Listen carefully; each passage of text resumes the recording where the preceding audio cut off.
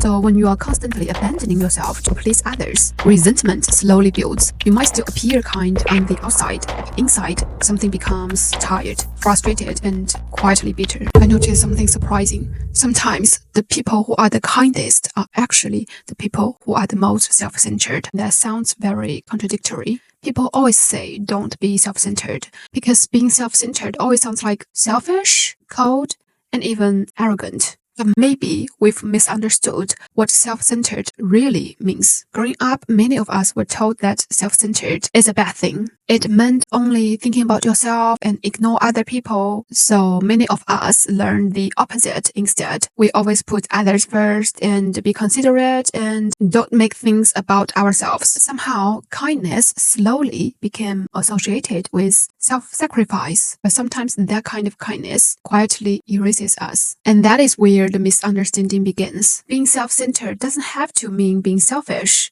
Knowing our limits, knowing our values, and knowing when something doesn't feel right. When we are centered in ourselves, something interesting happens. We don't need to compete with others. We don't need to control others. We don't need to take from others. People who are grounded in themselves don't need to harm others to feel okay. And that's when kindness becomes real. So when you are constantly abandoning yourself to please others, resentment slowly builds. You might still appear kind on the outside.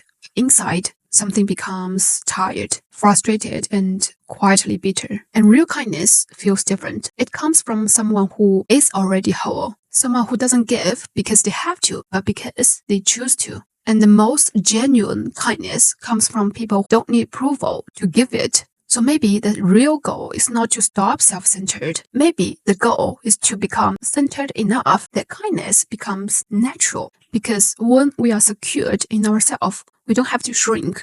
And we don't need to make others smaller either. Protecting ourselves and caring about others are not opposite. A healthy life might look like this. Being centered in ourselves and still choosing kindness. This is Vivi. See you next week. Bye-bye.